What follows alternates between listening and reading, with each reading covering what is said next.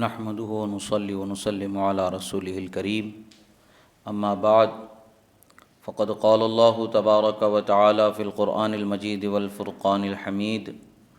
اعوذ بالله من الشيطان الرجيم بسم الله الرحمن الرحيم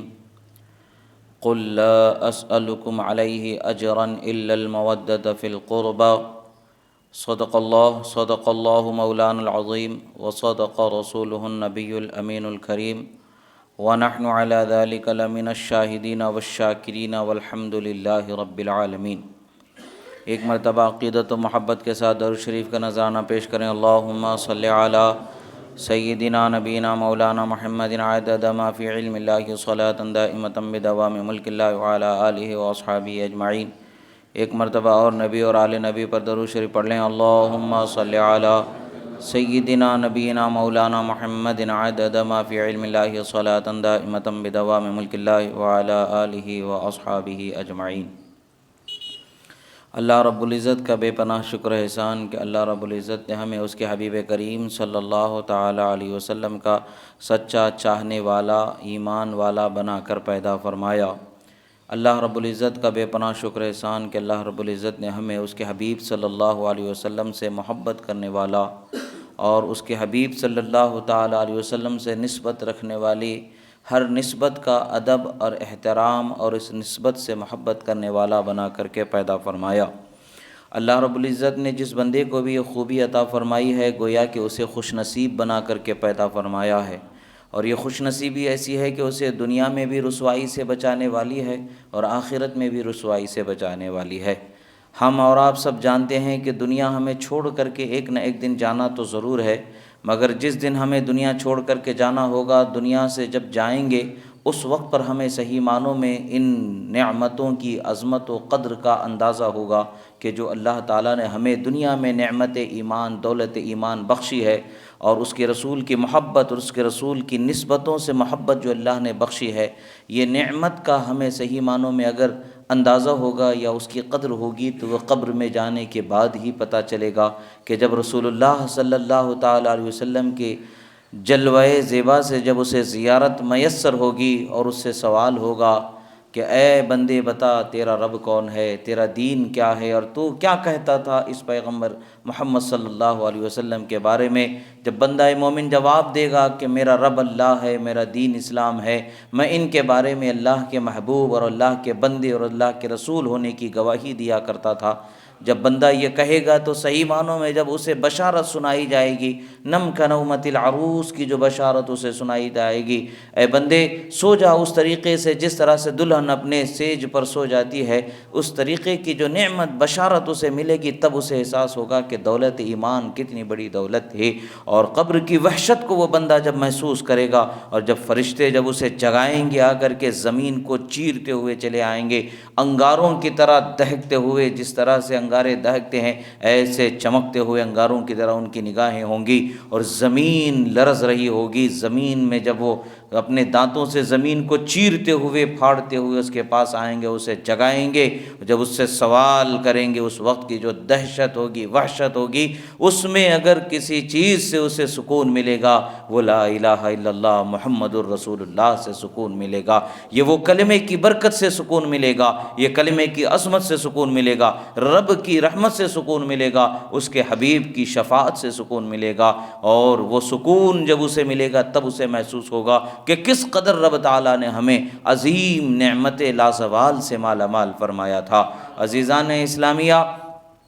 آج ہم میں سے ہر شخص کو اللہ تبارک و تعالیٰ نے نعمتوں سے مالا مال فرمایا ہے، بس یہ ہے کہ ہم نے نعمتوں کو نعمت جاننا چھوڑ دیا ہے، یہ ہماری کم نصیبی ہے، اور جب ہم نعمت کو نعمت جاننا چھوڑ دیتے ہیں، ہم اس کی قدر کرنا چھوڑ دیتے ہیں، اس کی حفاظت کرنا چھوڑ دیتے ہیں، تو ہلاکت اور رسوائی کی طرف قدم بڑھتے چلے جاتے ہیں۔ ایمان اللہ نے بخشا ہے، ہم ایمان کی قدر کرنا نہیں جان رہے ہیں، ہم نے ایمان کو بہت ہلکا جان لیا ہے، جو میسر ہمیں نعمت نعمت ہے، اس نعمت کی ہم نے قدر کرنا چھوڑ دیا ہے۔ ایمان کی قدر و قیمت حضرت بلال سے بڑھ کر کے کون کیا بتا سکتا ہے؟ ایمان کی قدر و قیمت حضرت خبیب سے بڑھ کر کے کون کیا بتا سکتا ہے؟ حضرت خباب سے بڑھ کر کے کون کیا بتا سکتا ہے؟ حضرت شہید کربلا امام حسین سے بڑھ کر کے کون کیا بتا سکتا ہے؟ یہ ان تمام عظیم ہستیوں کی قربانیاں ہیں جو ہم تک کے ایمان آسانی سے پہنچ رہا ہے، ورنہ وہی زمانہ ہوتا تو حال کیا ہوتا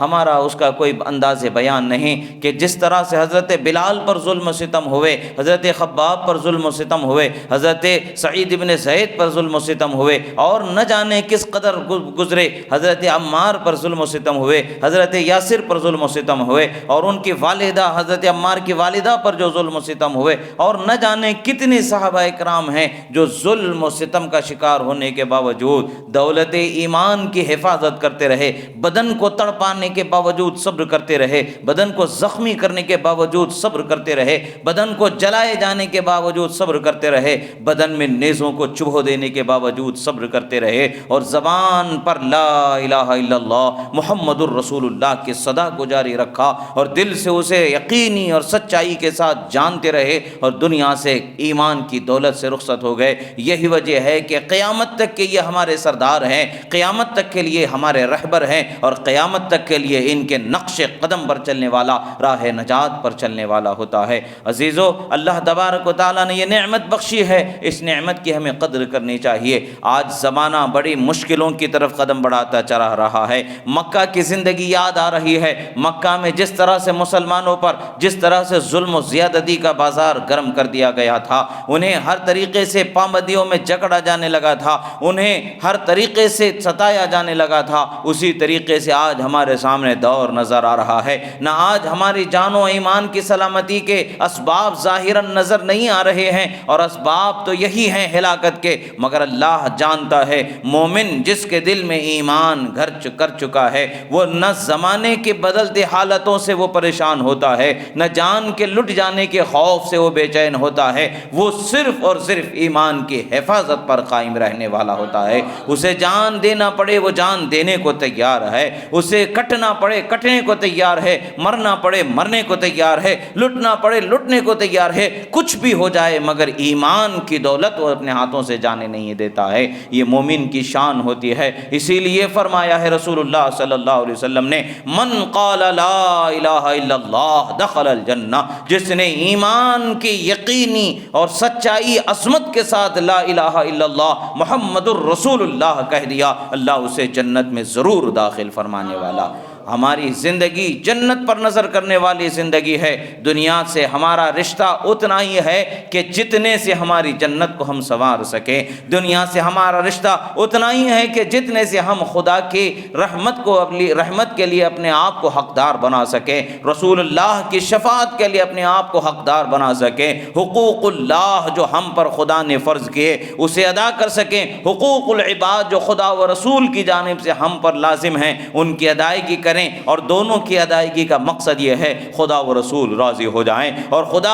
اپنی رضا سے سرفراز فرما دے۔ اور جس دن خدا راضی ہو جائے گا بندے کے لیے نعمتیں ہی نعمتیں ہیں، اس کی زبان میں وہ اثر آ جائے گا کہ ادھر زبان ہلی کی نہیں ادھر کرامتیں ظہور پذیر ہونے لگیں گی، ادھر وہ قدم بڑھائے گا کہ نہیں کہ مسافتیں کم ہوتی نظر آئیں گی۔ عزیزان محترم، ایمان کی دولت یہ اللہ تبارک و تعالیٰ کی بخشی ہوئی ہمارے لیے سب سے بڑی نعمت ہے جو اللہ تعالیٰ نے ہمیں بخشی ہے۔ اس نعمت کی حفاظت ہمارا فرض عین ہے۔ ہمارے لیے زندگی کی حفاظت اس قدر ضروری نہیں جس قدر ایمان کی حفاظت ہمارے لیے ضروری ہے۔ ہماری زندگی ویسے بھی تو جانی ہی ہے، مگر زندگی کے جانے سے ہمارا نقصان نہیں ہوگا، ایک اور زندگی خدا ہمیں دینے والا ہے، مرنے کے بعد پھر زندہ کیا جانے والا ہے، پھر حشر میں اٹھایا جانا ہے، پھر حشر میں حساب و کتاب ہونا ہے، پھر جنت اور دوزخ کا فیصلہ ہونا ہے۔ ہم تو جانتے ہیں کہ ہماری زندگی ہے، یہ دنیا کی زندگی کے بعد ایک اور زندگی ہے، ایسی زندگی ہے جو ہمیشہ قائم رہنے والی ہے، یا تو رحمت رب ذوالجلال میں جنت اعلیٰ میں اعلیٰ سے اعلیٰ مقام ملنے والا ہے، یا تو پھر اگر معاذ اللہ خدا کے نافرمان ہو گئے، کفر و شرک میں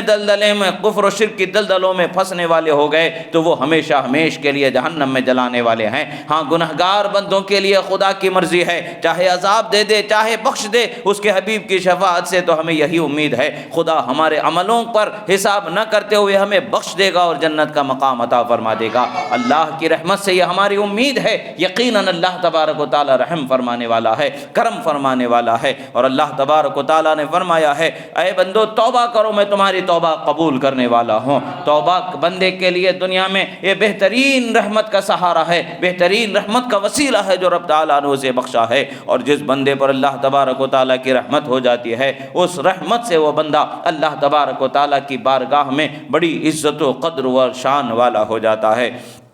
اللہ کے رسول صلی اللہ تعالیٰ علیہ وسلم کو اللہ تبارک و تعالیٰ نے بڑی عظمت و شان عطا فرمائی ہے، ایسی عظمت اور ایسی شان عطا فرمائی ہے کہ آپ کی ذات سے تعلق رکھنے والی ہر چیز کو اللہ تبارک و تعالیٰ نے عزت والا، شان والا بنا دیا ہے۔ اور یہ مہینہ چونکہ جمادی الثانی کا یہ مہینہ، جمادی الاخری کا یہ مہینہ ہے، یہ مہینہ اسلام کی عظیم ہستیوں سے اس مہینے کا تعلق ہے، بالخصوص رسول اعظم صلی اللہ تعالیٰ علیہ وسلم کی شہزادی حضرت خاتون جنت فاطمہ زہرا رضی اللہ تعالیٰ عنہا سے بھی اس مہینے کو تعلق ہے۔ اسی مہینے میں روایتوں کے اختلاف کے ساتھ اس مہینے میں آپ کی ولادت کا ہونا بیان کیا جاتا ہے۔ بعض روایتوں میں 20 جمادی الاخری کا قول ملتا ہے، اور یہ قول بعض روایتوں میں اس کے علاوہ بھی دیگر تواریخ کا قول ملتا ہے، 3 تاریخ کا بھی قول ملتا ہے، 20 کا بھی ملتا ہے۔ بہرحال حضرت خاتون جنت رضی اللہ تعالیٰ عنہا کی ولادت بھی اس مہینے میں اللہ تبارک و تعالیٰ کے فضل و رحمت سے ہوئی۔ اور یہ خاتون جنت کون ہیں؟ جن کو رسول اللہ صلی اللہ تعالیٰ علیہ وسلم کی بارگاہ میں سب سے محبوب ترین ہستی ہونے کا شرف حاصل ہے۔ حضرت ام المومنین حضرت بی بی عائشہ صدیقہ رضی اللہ تعالیٰ عنہا کی بارگاہ میں ایک شخص حاضر ہوئے، انہوں نے پوچھا یا اے ام المومنین ذرا یہ بتائیں کہ رسول اللہ صلی اللہ تعالیٰ علیہ وسلم کے نزدیک سب سے زیادہ پسندیدہ خاتون کون تھیں؟ حضرت خاتون جنت رضی اللہ تعالیٰ عنہا فرماتی ہیں، وہ حضرت ام المومنین بی بی عائشہ صدیقہ رضی اللہ تعالی عنہا فرماتی ہیں کہ وہ فاطمہ زہرا رضی اللہ تعالی عنہا ہیں۔ سوال کیا ہوتا ہے؟ فرماتے ہیں عن جمع ابن عمیر التیمی رضی اللہ تعالی عنہ قال دخلت مع عمتی علی عائشہ رضی اللہ تعالی عنہا فسئلت ای الناس کان احب الی رسول اللہ صلی اللہ علیہ وسلم قالت فاطمہ فقیل من الرجال قالت زوجها ان کان ما علمت صواما قواما او کما قال رضی اللہ تعالی عنہا او کما قالت رضی اللہ تعالی عنہا۔ یہاں پر روایت میں آتا ہے، راوی بیان فرماتے ہیں کہ جیسا کہ اس کا حق انہوں نے ادا فرما دیا ہے، روایت میں ہے۔ اور یہ روایت کیا ہے؟ امام ترمذی نے بھی روایت فرمایا ہے، امام حاکم نے بھی روایت فرمایا ہے، اور امام طبرانی نے بھی اس حدیث مبارکہ کو روایت فرمایا ہے۔ روایت کیا ہے؟ ایک مرتبہ حضرت جمع ابن عمیر حضرت ام المومنین رضی اللہ تعالیٰ عنہ کی خدمت میں اپنی پھوپھی کے ساتھ میں حاضر ہوتے ہیں، اور ان کے ذریعے سوال کرتے ہیں کہ اے ام المومنین ذرا یہ تو بتائیں اللہ کے رسول صلی اللہ تعالیٰ علیہ وسلم کس کو سب سے زیادہ پسند فرماتے تھے، کس پر سب سے زیادہ محبت اور شفقت کا انعام فرمایا کرتے تھے؟ حضرت ام المومنین رضی اللہ تعالیٰ عنہ فرماتی ہیں حضرت خاتون جنت فاطمہ زہرا رضی اللہ تعالیٰ عنہ سے بے حد محبت فرمایا کرتے تھے، چونکہ خاتون جنت رسول اللہ صلی اللہ تعالیٰ علیہ وسلم کی شہزادی ہیں، اور شہزادی سے بے حد رسول اللہ صلی اللہ تعالیٰ علیہ وسلم محبت فرماتے۔ اور اس محبت کے ساتھ ساتھ پھر پوچھا گیا اور مرد حضرات میں کس سے محبت فرماتے تھے؟ جواب میں ام المومنین فرماتی ہیں ان کے شوہر حضرت مولا علی سے محبت فرمایا کرتے تھے، اور فرماتی ہیں کہ میں نے جتنا حضرت مولا علی کو جانا ہے انہیں عبادت گزار ہی جانا ہے، نماز پڑھنے والا جانا ہے، راتوں میں جاگ جاگ کر کے نماز پڑھنے والا جانا ہے، اور دن میں روزے کی حالت میں وقت گزارنے والا میں نے جانا ہے۔ پتہ کیا چلتا ہے؟ اللہ کے رسول صلی اللہ تعالیٰ علیہ وسلم کا جن پر محبت کا انعام ہے، اللہ تبارک و تعالیٰ انہیں دنیا میں عظمت والا، شان والا بنا دیتا ہے، ایسی شان والا بنا دیتا ہے کہ ان سے محبت کرنے والے بھی انعام کے حقدار بنا دیے جاتے ہیں، ان سے محبت کرنے والے بھی اللہ رب العزت کی بارگاہ سے نعمتوں کے حقدار بنا دیے جاتے ہیں۔ دوسری روایت میں آتا ہے حضرت بریدہ رضی اللہ تعالی عنہ ارشاد فرماتے عن ابیہ قال کان احب الناس الى النساء الى رسول اللہ صلی اللہ علیہ وسلم فاطمہ ومن الرجال آل علی فرماتے ہیں کہ اسی طریقے سے حضرت ابن بریدہ فرماتے ہیں کہ رسول اللہ صلی اللہ تعالیٰ علیہ وسلم کے پاس عورتوں میں سب سے زیادہ جن پر رسول اللہ شفقت اور محبت فرماتے وہ خاتون جنت حضرت فاطمہ زہرا رضی اللہ تعالیٰ عنہا ہیں، اور آپ مردوں میں جو سب سے زیادہ شفقت و رحمت فرماتے وہ ان کے شوہر حضرت مولا علی فاتح خیبر حیدر کرار رضی اللہ تعالیٰ عنہ ہیں۔ اور اسی طریقے سے رسول اللہ صلی اللہ تعالیٰ علیہ وسلم فرماتے ہیں حضرت ثوبان جو حضرت رسول اللہ صلی اللہ تعالیٰ علیہ وسلم کے غلام بھی تھے، آپ فرماتے ہیں کہ رسول اللہ صلی اللہ تعالیٰ علیہ وسلم کا ایک معمول تھا، جب آپ سفر کے لیے کہیں تشریف لے جاتے یا سفر سے کہیں باہر سے تشریف لاتے تو آپ کا یہ معمول تھا، کہیں آپ سفر میں تشریف لے جانے والے ہوتے تو سب سے آخری میں اپنے گھر والوں سے جس سے ملاقات کرتے وہ حضرت خاتون جنت فاطمہ زہرا رضی اللہ تعالیٰ عنہا ہوا کرتی تھیں، اور اگر آپ باہر سے تشریف لاتے تو سب سے پہلے اپنے گھر والوں میں جس سے آپ ملاقات فرماتے وہ حضرت خاتون جنت فاطمہ زہرا رضی اللہ تعالیٰ عنہ کی ذات گرامی ہے۔ یہ رسول اللہ صلی اللہ تعالیٰ علیہ وسلم کا طریقہ رہا۔ اور اسی طریقے سے فرماتے ہیں حضرت ام المؤمنین بی بی عائشہ صدیقہ رضی اللہ تعالیٰ عنہ فرماتی ہیں قالت کان رسول اللہ صلی اللہ علیہ وسلم اذا رآها قد اقبلت رحب بها ثم قام الیها فقبلها ثم اخذ بيدها فجاء بها حتى يجلسها في مكانه وكانت اذا رأت النبي صلی اللہ علیہ وسلم رحبت به ثم قامت الیہ فقبلته صلی اللہ علیہ وسلم۔ فرماتی ہیں کہ جب بھی رسول اللہ صلی اللہ علیہ وسلم کی بارگاہ میں حضرت خاتون جنت آتی ہوئیں رسول اللہ صلی اللہ تعالیٰ علیہ وسلم دیکھ لیتے، رسول اللہ صلی اللہ تعالیٰ علیہ وسلم ان کے لیے خوشی سے کھڑے ہو جایا کرتے تھے اور ان کو رسول اللہ بوسہ دے کر کے اپنے پاس بیٹھایا کرتے تھے۔ یہ رسول اللہ صلی اللہ تعالیٰ علیہ وسلم کا طریقہ ہے، محبت کا طریقہ ہے۔ اور اس سے ایک مسئلہ یہ بھی پتہ چلتا ہے انسان جس سے محبت کرتا ہے یا جس کا ادب و احترام کرتا ہے وہ اگر کسی مجلس میں آ جائے تو ان کے لیے کھڑے ہو کر کے استقبال کرنا یہ سنت رسول صلی اللہ تعالیٰ علیہ وسلم ہے، اور سنت کی نیت سے جب بندہ اگر کرے گا تو اسے ضرور ثواب ملنے والا ہے۔ اب یہاں پر تو باقاعدہ طور پر اپنی بیٹی کے گھر آنے پر رسول اللہ اس کے لیے کھڑے ہو کر کے اس کے استقبال کر رہے ہیں اور اس کو شفقت و محبت سے آپ اپنے پاس بیٹھا رہے ہیں، ان کے پیشانی پر بوسہ عطا فرما رہے ہیں۔ یہ نعمت جب انہیں مل رہی ہے تو اس نعمت کا حق کس طریقے سے اس کو مل رہا ہے؟ یہ اگر آج دنیا میں کوئی بھی بندہ اگر رسول اللہ کی سنت پر عمل کرتے ہوئے اپنی بیٹی کے گھر آنے پر سنت رسول پر عمل کرے گا یقیناً اللہ تعالیٰ کی بارگاہ میں رحمت کا حقدار ٹھہرایا جائے گا۔ یہ سنت رسول صلی اللہ علیہ وسلم ہے کہ اپنے بچوں سے کیسے محبت کرنا ہے رسول اللہ نے ہمیں سکھایا ہے۔ سنتوں پر عمل کرنے والے رسول اللہ صلی اللہ تعالیٰ علیہ وسلم کی دنیا میں بھی کامیاب ہو جاتے ہیں، آخرت میں بھی کامیابی مل جاتی ہے، اور رشتوں کی بہاریں اسے مل جاتی ہیں، رشتوں کی راحت اسے مل جاتی ہے، رشتوں کا سکون اسے مل جاتا ہے۔ ایسے ہی جب رسول اللہ صلی اللہ تعالیٰ علیہ وسلم حضرت خاتون جنت کے گھر پر تشریف لے جاتے، حضرت خاتون جنت کے گھر پر تشریف لے جاتے تو حضرت خاتون جنت جہاں بیٹھی ہوئی ہوتی ہیں اس جگہ سے کھڑی ہو جاتی اور رسول اللہ کے لیے آگے بڑھ کر کے آپ کے دست مبارک کو بوسہ دیتی تھیں اور آپ کو اپنی جگہ پر بیٹھاتی تھیں، بڑے ادب و احترام سے آپ کے ساتھ اپنا سلیقہ پیش کرتی تھیں۔ یہ حدیث مبارکہ سے بیٹی کا باپ کے لیے کھڑے ہو کر کے ادب و احترام کرنا، بوسہ دینا اور اپنی جگہ پر بیٹھانا یہ سنت فاطمہ ہے، اور بیٹی کا اپنے گھر کے آنے پر رسول اللہ صلی اللہ علیہ وسلم کا بیٹی کے لیے کھڑے ہو جانا اور ان کو بوسہ دے کر کے اپنی جگہ پر بٹھانا سنت مصطفیٰ صلی اللہ علیہ وسلم ہے۔ ہر دو سنتوں کی ادا پر بندے کو کامیابی ملنے والی ہے، ہر دو سنتوں کی ادا پر بندے کو کامیابی اور اللہ کی بارگاہ میں نعمت اور رحمت ملنے والی ہے۔ ہمیں یہ طریقہ بنا لینا چاہیے، ہمیں یہ سلیقہ بنا لینا چاہیے کہ دنیا والوں کے لیے ہمیں کسی کو خوش کرنے کی کوئی ضرورت نہیں ہے۔ دنیا والے خوش ہو کر کے ہمیں کیا دیں گے، ہمیں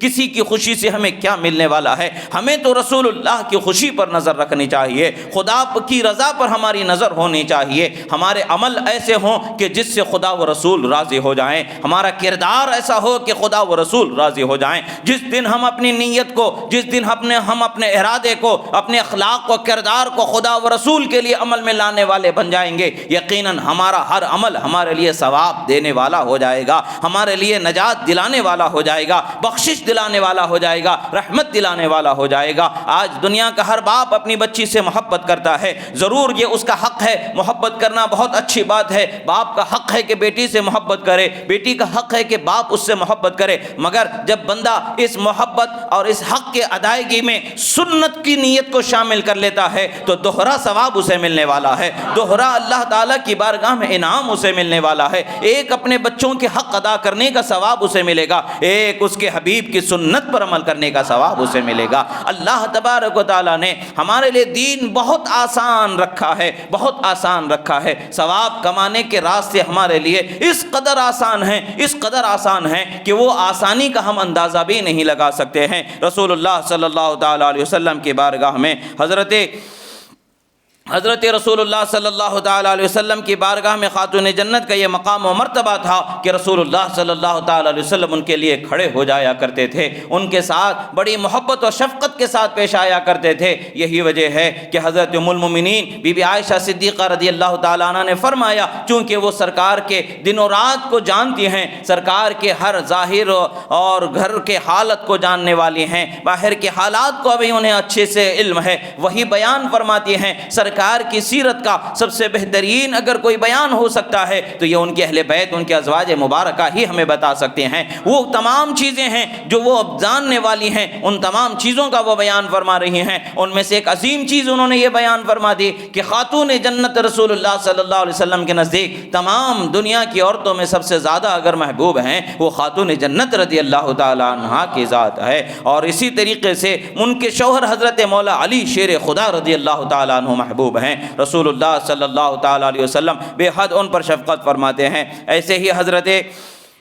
رسول اللہ صلی اللہ تعالیٰ علیہ وسلم کی بارگاہ میں یہ حدیث مبارکہ ہے کہ رسول اللہ صلی اللہ تعالیٰ علیہ وسلم حضرت خاتون جنت رضی اللہ تعالی عنہ کے متعلق سے فرماتے ہیں کہ اے فاطمہ زہرا رضی اللہ تعالی عنہ، اللہ تبارک و تعالی نے تمہیں تمام عالم کی عورتوں کی سردار بنا دیا ہے۔ روایت کیا ہے؟ حضرت ام المومنین بی بی عائشہ صدیقہ رضی اللہ تعالی عنہ بیان فرماتی ہیں کہ اقبلت فاطمہ تمشی کأن مشیتها مشی النبی صلی اللہ تعالی علیہ وسلم، فرماتے ہیں کہ جب رسول اللہ صلی اللہ تعالی علیہ وسلم کی بارگاہ میں حضرت خاتون جنت تشریف لا رہے ہیں، خاتون جنت تشریف لا رہی ہیں، جیسے وہ آپ چل کر کے آ رہی ہیں، حضرت ام المومنین فرماتی ہیں رسول اللہ کا چلنا اور حضرت خاتون جنت کا چلنا، دونوں کا چلنا اس قدر مشابہ ہے گویا کہ ایک ہی شخص کا چلنے کا گمان ہو رہا تھا۔ یعنی خاتون جنت بالکل اسی انداز میں چل رہی تھی جس انداز میں رسول اللہ صلی اللہ علیہ وسلم چلا کرتے تھے۔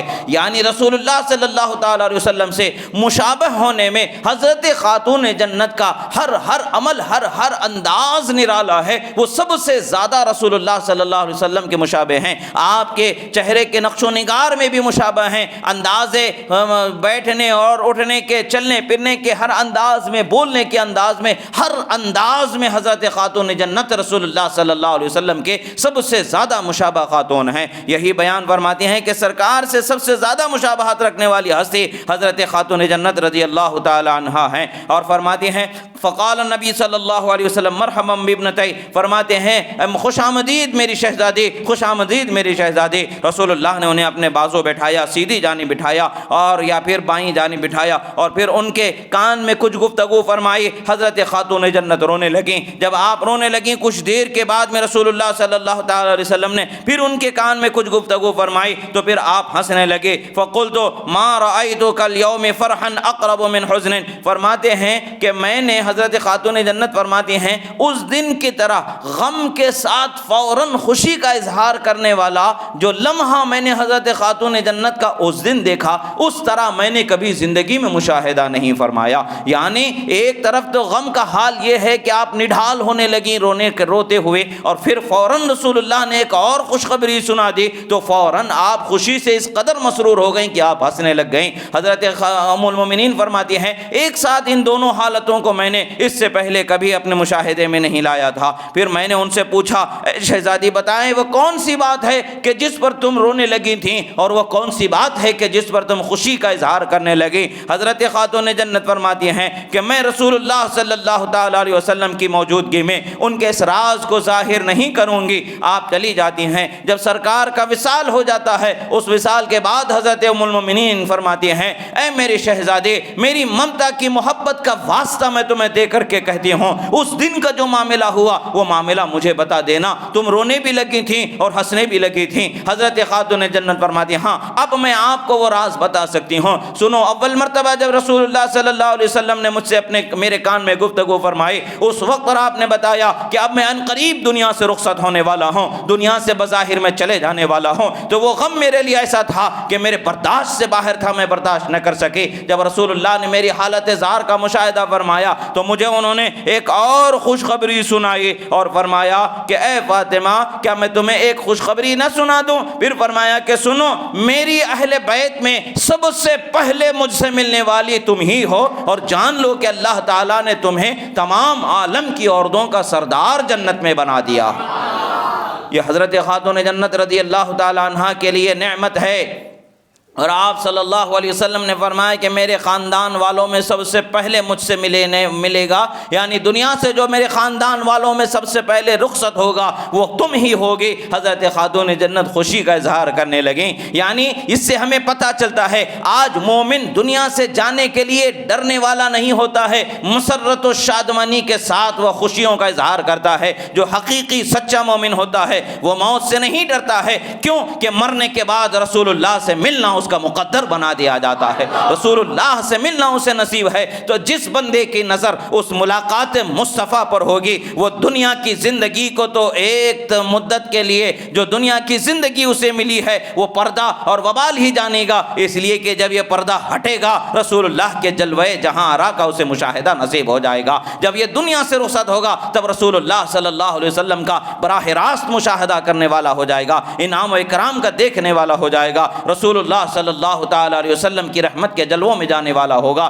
جس طرح سے حضرت خاتون جنت خوشی و مسرت کا اظہار فرمائی ہیں، اسی طریقے سے اولیاء صالحین کا بھی یہی طریقہ رہا کہ جب بھی انہیں موت کا وقت آتا تو اس سے زیادہ انہیں خوشی کچھ نہیں ملتی تھی، اس قدر وہ خوشی کا اظہار فرمایا کرتے، اس قدر خوشی کا اظہار فرمایا کرتے کہ جس کا بیان نہیں۔ پوچھنے والوں نے اولیاء سے پوچھا، اکابرین سے متعلق یہ روایتیں ہیں کہ پوچھنے والوں نے پوچھا کہ آخر اس قدر خوشی کا کیا حال ہے؟ فرماتے ہیں کہ ایک حبیب سے ملنے کا وقت اللہ نے عطا فرما دیا ہے، ایک چاہنے والے سے ملنے کا موقع آ گیا ہے، اب رسول اللہ سے ملاقات کا وقت ہمارے لیے قریب آ گیا ہے، اس لیے وہ خوشیوں کا اظہار کرتے ہیں۔ الحمدللہ یہ اہل ایمان کا طریقہ ہے، بلکہ تمام اولیاء کو جس خاتون جنت کی چادر کے صدقے میں ولایت عطا فرمائی گئی ہے، وہ ولایت کا اثر ہے کہ ہر ولی جس طرح سے اپنے موت کی خبر پا کر کے خوش ہو جاتا ہے، یہ وہی ہے۔ حضرت خاتون جنت نے جب سنا تھا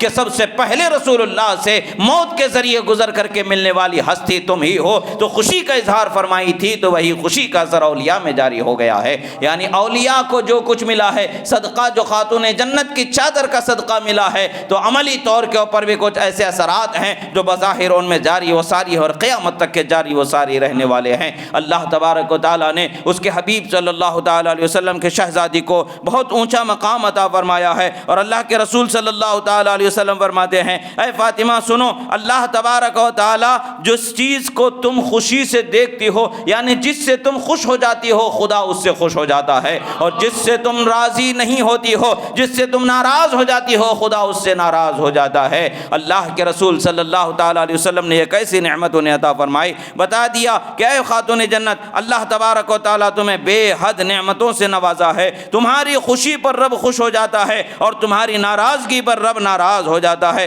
رسول اللہ صلی اللہ تعالیٰ علیہ وسلم کی یہ حدیث ہے، حدیث مبارکہ کو امام حاکم نے روایت فرمایا اور امام طبرانی نے روایت فرمایا ہے، عن علی قال قال رسول اللہ صلی اللہ تعالیٰ علیہ وسلم لفاطمہ ان اللہ یغضب لغضبک ویرضی لرضاک، فرمایا کہ اے فاطمہ خدا تمہاری ناراضگی پر ناراض ہو جاتا ہے اور تمہاری خوشی پر خدا خوش ہو جاتا ہے، راضی ہو جاتا ہے۔ یہ حضرت خاتون جنت رضی اللہ تعالی عنہ کی شان ہے۔ اور رسول اللہ صلی اللہ تعالی علیہ وسلم نے فرمایا، حضرت خاتون جنت رضی اللہ تعالی عنہ کے متعلق سے حضرت مسور ابن مخرمہ رضی اللہ تعالی عنہ فرماتے ہیں، قال رسول اللہ صلی اللہ تعالی علیہ وسلم انما فاطمہ شجنۃ منی یبسطنی ما یبسطها ویقبضنی ما یقبضها، فرماتے ہیں کہ سنو، فاطمہ میری ڈالی ہیں، جس طریقے سے درخت کی شاخ ہوتی ہیں، وہ میرے جسم کی ڈالی یعنی میرے جسم کا ایک حصہ ہیں، وہ جس چیز پر خوش ہو جائیں میں اس پر خوش ہو جاتا ہوں، اور وہ جس چیز سے دل آزاری ہو جائے مجھے اس سے دل آزاری ہو جاتی ہے۔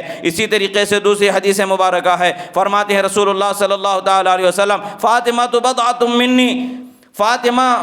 بضعۃ منی یؤذینی ما آذاہا، فرماتے ہیں کہ فاطمہ میرے جگر کا ٹکڑا ہے، وہ چیز مجھے تکلیف پہنچائے گی جو فاطمہ کو تکلیف پہنچائے گی، وہ چیز مجھے راضی کر دے گی جو فاطمہ کو راضی کر دے گی۔ یہی وجہ ہے کہ ایک روایت میں آتا ہے کہ حضرت خاتون جنت رضی اللہ تعالی عنہ کے شان کہ اللہ تبارک و تعالی نے ان کے چاہنے والے کو بھی جہنم سے آزادی کا مژدہ عطا فرما دیا۔ جو خاتون جنت کو چاہے گا، جو ان کی ذریت کو چاہے گا، اللہ تبارک و تعالیٰ اسے جہنم کی آزادی عطا فرما دے گا۔ عزیزان محترم، یہ نعمتیں کس لیے مل رہی ہیں، یہ عظمتیں کس لیے مل رہی ہیں؟ یہ ساری نعمتیں ہمیں اللہ کے رسول صلی اللہ تعالیٰ علیہ وسلم کی نسبت سے محبت رکھنے پر ہمیں مل رہی ہیں۔ ہمیں جہنم سے آزادی مل رہی ہے، خاتون جنت سے محبت کرنے پر مل رہی ہے۔ خاتون جنت کون ہیں؟ وہ سرور کونین صلی اللہ تعالیٰ علیہ وسلم کی شہزادی ہیں، اور شہزادی بھی کیسی شہزادی ہیں کہ جن کے بارے میں رسول اللہ نے فرما دیا کہ تمام جنتی عورتوں کی سردار ان کو بنا دیا گیا ہے۔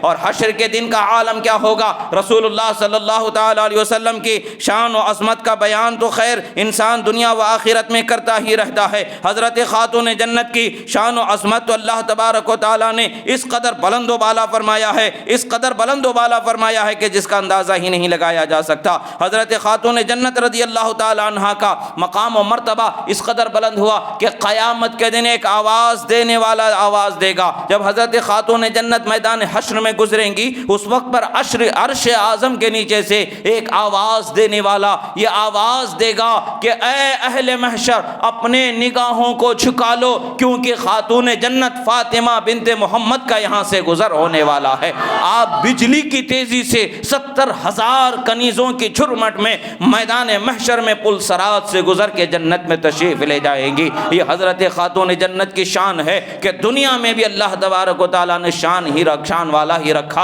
اور آخرت میں ایسی شان بتائی کہ آدم علیہ السلام سے لے کر کے قیامت تک کے جتنے لوگ دنیا میں آئے، اور تمام پیغمبروں کی شان بلند و بالا ہے، مگر پیغمبروں کی عظمتوں سے سروں پر تسلیم ہے، پیغمبروں کی اولادوں کا جو مقام ہے وہ بلند و بالا ہے ہی، مگر جو مقام حضرت خاتون جنت کو خدا نے بخشا ہے وہ تمام پیغمبروں کی اولادوں میں کسی کی اولاد کو وہ مقام میسر نہیں آیا۔ وہ رسول اللہ صلی اللہ علیہ وسلم کی شہزادی کو وہ مقام اللہ نے عطا فرمایا، اور حشر کے دن ہم سب اپنی ماتھے کی آنکھوں سے وہ شان و عظمت کا مشاہدہ کریں گے، اور وہ شان و عظمت کی زبان اور شان و عظمت کی ندا کو اپنے کانوں سے سماعت کریں گے۔ عزیزو، اللہ کے رسول صلی اللہ تعالی علیہ وسلم نے ارشاد فرمایا ہے، ارشاد کیا ہے؟ فرماتے ہیں کہ سنو، قیامت کے دن کوئی رشتہ باقی نہیں بچے گا سوائے میرے خاندان کے رشتے کے، کوئی رشتہ باقی نہیں بچے گا، اور میرا رشتہ قیامت کے دن ٹوٹنے والا نہیں ہے۔ تو اسی لیے رسول اللہ صلی اللہ علیہ وسلم نے فرمایا کہ میں تمہارے درمیان قرآن اور میری اہل بیت چھوڑ کر کے جا رہا ہوں، جو اس کو مضبوطی سے تھامے رہے گا وہ قیامت کے دن حوض کوثر پر ایک ساتھ میرے پاس آنے والے ہیں، یعنی قرآن اور اہل بیت ایک ساتھ حوض کوثر پہنچائے جائیں گے۔ اب تم دیکھو کہ کیسے ان کے دامن کو تھامے رہتے ہو، یعنی بتا دیا گیا کہ بتایا جا رہا ہے میدان حشر میں جو رشتہ قائم کسی کا نہیں رہے گا، وہ اس جگہ پر اگر رشتہ قائم ہوگا میرے اہل بیت کا مجھ سے رشتہ قائم ہوگا، اور ہر کل حوض کوثر پر جو آئیں گے قرآن اور اہل بیت ایک ساتھ آئیں گے، اور اس سے بتا دیا کہ تم جانو کہ کیسے تم ان کی اتباع کرتے ہو۔ جس بندے نے ان کی اتباع کی اور ان کے دامن کو اپنے ہاتھوں میں پکڑ کے رکھا، قیامت کے دن رسول اللہ کی بارگاہ میں انہی کے ساتھ پہنچایا جائے گا، اور انہی کے ساتھ اٹھایا جائے گا، حوض کوثر پر انہی کے ساتھ سیراب فرما دیا جائے گا۔ اللہ رب العزت اپنے حبیب صلی اللہ تعالی علیہ وسلم کی زبانی یہ شان و عظمت ہم تک کے بیان فرما چکا، یہ پہنچا چکا، یہ نعمت ہے، یہ عظمت ہے کہ بندوں کے لیے اللہ تبارک و تعالیٰ نے رفعت کے راستوں کو کشادہ فرمایا ہے، رحمت کے راستوں کو کشادہ فرمایا ہے۔ اللہ کے محبوب بندوں کی محبت ضرور دنیا میں بھی فائدہ دیتی ہے اور آخرت میں بھی فائدہ دیتی ہے، اور اگر یہ محبت فائدہ دینے والی نہ ہوتی تو رسول اللہ نے یہ نہ فرمانا ہوتا کہ من احبہا فقد احبنی، جس نے فاطمہ سے محبت کی گویا کہ اس نے مجھ سے محبت فرمائی۔ یہ فرمان نہیں ہوتا، اور یہ بھی فرمایا کہ جو ان سے عداوت کرے گا گویا کہ وہ مجھ سے عداوت کرنے والا ہوگا، جو ان کو راضی کرے گا گویا کہ وہ مجھے راضی کرنے والا ہوگا، جو ان کو خوش کرے گا گویا کہ وہ مجھے خوش کرنے والا ہوگا، اور جو انہیں تکلیف پہنچائے گا گویا کہ وہ مجھے تکلیف پہنچانے والا ہوگا۔ یہ عزیزو، یہ رسول اللہ صلی اللہ تعالی علیہ وسلم کا بیان ہمیں بتا رہا ہے کہ دنیا میں بھی اللہ کے محبوب بندوں کی، بالخصوص نبی اور اہل بیت نبی کی محبت ہمیں فائدہ دینے والی ہے، اور آخرت میں بھی فائدہ دینے والی ہے۔ اس محبت سے اپنے دامن دل کو لبریز کر لیں، اپنے دل کو کھنگال کر کے دیکھیں، جھانک کے دیکھیں دل کے کونے کونے میں کہ کس کی محبت دل میں بسی ہوئی ہے، اور کون سی محبت دل میں بسی ہے۔ دنیا کی محبت ہے نکال پھینک دیں، دولت کی محبت ہے نکال پھینک دیں، اور کسی کی محبت ہے نکال دیں، نبی اور آل نبی کی محبت کو بسا لے، دنیا و آخرت میں کامیاب ہو جائیں گے۔ رسول اللہ صلی اللہ تعالی علیہ وسلم کی شہزادی امت مصطفیٰ کے لیے کس قدر بے چین ہوا کرتی تھی، کس قدر وہ رسول اللہ صلی اللہ تعالی علیہ وسلم کی امت کی جہنم سے آزادی کی خواہاں ہوا کرتی تھیں، اس واقعے سے اندازہ ہوگا۔ ایک مرتبہ حضرت عثمان غنی رضی اللہ تعالی عنہ نے دعوت فرمائی رسول اللہ صلی اللہ علیہ وسلم کی کہ آپ کی دعوت ایسی عظیم الشان دعوت ہوئی کہ آپ کے ہر قدم پر ایک ایک غلام کو آزاد کر دیا گیا، ایک ایک غلام کو آزاد کیا گیا۔ تو غلاموں کو اس زمانے میں خرید کر کے نوکروں کو خریدا جاتا تھا اور انہیں آزاد کر دیا جاتا تھا، تو یہ ثواب کا کام تھا، تو اسلام نے آزاد کرنا ثواب بتایا، اور اس میں ہمارے لیے بڑی عظمتیں اور نعمتیں پنہا تھیں۔ صحابہ کرام نے غلاموں کو، وہاں زمانے کے رواج تھا، ضرورت تھی، خریدا جاتا تھا، بیچا جاتا تھا، اور انہیں آزاد بھی کیا جاتا تھا۔ آزاد کرنا ایسے ہی کرنا ایک الگ مقصد ہے، مگر رسول اللہ کی شان و عظمت پر قربان کرنا ایک الگ مقصد ہے۔ حضرت عثمان غنی نے ہر قدم پر ایک ایک غلام کو آزاد کر دیا۔ جتنے قدم سرکار اپنے گھر سے حضرت عثمان غنی کے گھر تک کے قدم رنجا فرمائے، ہر قدم کے بدلے میں غلام کو آزاد کر دیا۔ اللہ نے حضرت عثمان غنی کو دولت ظاہری سے بھی مالا مال فرمایا تھا، اور دولت باطنی سے بھی مالا مال فرمایا تھا۔ جامع المعجزات میں اس واقعے کو نقل کیا گیا ہے۔ جامع المعجزات کے اس واقعے سے ہمیں پتہ چلتا ہے کہ اب حضرت مولا علی رضی اللہ تعالی عنہ نے خاتون جنت کے سامنے اس کا اظہار کیا، اور متاثر ہو کر کے کہے کہ کاش کہ ہمارے پاس بھی ظاہری اسباب و دولت ہوتی تو ہم بھی رسول اللہ کی ایسی ہی شان و شوکت والی دعوت و ضیافت کا اہتمام کرتے، ہم بھی اگر ہمارے پاس غلام ہوتے تو رسول اللہ کے قدموں پر غلاموں کو آزاد کر دیتے۔ آج مجھے بڑی خوشی ہوئی ہمارے دینی بھائی حضرت عثمان نے جیسی دعوت کی، کاش کہ ہمارے پاس بھی ظاہری اسباب ہوتے تو ہم کرتے۔ حضرت خاتون جنت اپنے شوہر کے اس تاثر سے متاثر ہو گئیں، اور آپ نے کہا اللہ پر بھروسہ رکھیں اور جائیں رسول اللہ کی بارگاہ میں ان کے اصحاب کے ساتھ ہمارے گھر پر دعوت دے کر کے آئیں، انشاءاللہ ویسی ہی دعوت اللہ تعالیٰ فرمائے گا۔ آپ نے فرما دیا، اور پھر وہ دعوت کا انتظام کیا ہے؟ گھر میں کچھ بکرے ہے نہیں کہ ذبح کر کے بنا لیا جائے۔ گھر کا حال یہ ہے کہ آج چولہا جلا تو ہفتوں تک کے چولہا نہیں جلتا ہے۔ ایسے حالت ہونے کے باوجود بھی توکل علی اللہ کا جو مرتبہ ہوتا ہے، اللہ پر بھروسے کی جو شان ہوتی ہے، وہ بڑی بلند و بالا شان ہوتی ہے۔ اور اللہ تعالیٰ اپنے بندوں پر کس قدر انعام کرتا ہے، انعام فرماتا ہے، وہ انعام جو کرامت کے طور پر ظاہر ہوتی ہے، وہ کرامت کا اندازہ ہم نہیں لگا سکتے ہیں۔ جیسے حضرت بی بی مریم رضی اللہ تعالی عنہا کے پاس کرامت کے طور پر جنت سے کھانا اتر جایا کرتا تھا، اسی طریقے سے کرامت سے کھانا حضرت موسیٰ علیہ السلام کی قوم بنی اسرائیل کے لیے بھی جنت سے کھانا اترا کرتا تھا۔ جنت سے کھانا اترنا یہ قرآن سے ثابت ہے، جنت سے نعمتوں کا مل جانا یہ قرآن سے ثابت ہے، اس کا انکار نہیں کیا جا سکتا۔ اور خدا کی شان ہے، جس بندے کے لیے یہ کرامت عطا فرمانا چاہے عطا فرما دے، اس کی عطا میں کسی کا کیا اعتراض ہو سکتا ہے؟ یہی شان یہاں پر رونما ہو رہی ہے۔ حضرت خاتون جنت رب تعالیٰ کی بارگاہ میں سجدہ ریز ہو گئیں، عرض کیا پروردگار تو خوب جانتا ہے تیری اس عاجز بندی کے پاس نہ مال و متاع ہے، نہ اسباب ہے، نہ دولت ہے، نہ زمین ہے، نہ جاگیر ہے کہ میں سب لٹا کر کے انتظام کروں۔ اگر ہے تو بس تیرا سہارا ہے اور تیری رحمت کا سہارا ہے، اور میں تیری ہی ذات پر بھروسہ کرنے والی ہوں، اور تجھی پر میرا بھروسہ بسا ہے پروردگار مجھے رسوائی سے بچا لے اور رسول اللہ کی دعوت کا انتظام اپنی رحمت سے عطا فرما دے۔ جب آپ سجدے سے سر اٹھاتی ہیں تمام جو ہانڈیاں تھی کھانے سے بھری ہوئی نظر آتی ہیں۔ جب حضرت رسول اللہ صلی اللہ تعالیٰ علیہ وسلم آپ ان کے گھر پر تشریف لاتے ہیں تو کھانا سامنے رکھ دیا جاتا ہے، کھانا کھایا جا رہا ہے، صحابہ کھانا کھا رہے ہیں، کھانا ختم نہیں ہو رہا ہے، کھانا ختم نہیں ہو رہا ہے۔ رسول اللہ مسکراتے ہوئے صحابہ سے فرماتے، صحابہ جانتے ہو کہ کھانا کہاں سے آیا ہے؟ صحابہ عرض کرتے اللہ اور اس کا رسول بہتر جانے۔ فرماتے ہیں کہ جنت سے تمہاری ہماری ضیافت کے لیے کھانا اتارا گیا ہے، میرے بیٹی کی دعاؤں پر رب تعالیٰ نے یہ نعمت عطا فرما دی ہے۔ پھر خاتون جنت سجدے میں سر رکھتی ہیں، عرض کرتی ہیں رب ذوالجلال کھانا تو عطا فرما دیا، اب غلاموں کو آزاد کرنے کی باری ہے۔ عثمان نے دنیا میں غلاموں کو آزاد کیا ہے، مولا میں تیرے حبیب کی امتی کو جہنم کی غلامی سے، جہنم کی آزادی میں چاہتی ہوں، جہنم کے جلنے سے میں آزادی چاہتی ہوں، مولا تیرے حبیب کی امتیوں کی جہنم سے آزادی میں چاہتی ہوں۔ رسول اللہ صلی اللہ علیہ وسلم کے شہزادی نے جب رب تعالیٰ کی بارگاہ میں یہ دعا کی تو حضرت جبرائیل امین بارگاہ رسالت میں حاضر ہوئے،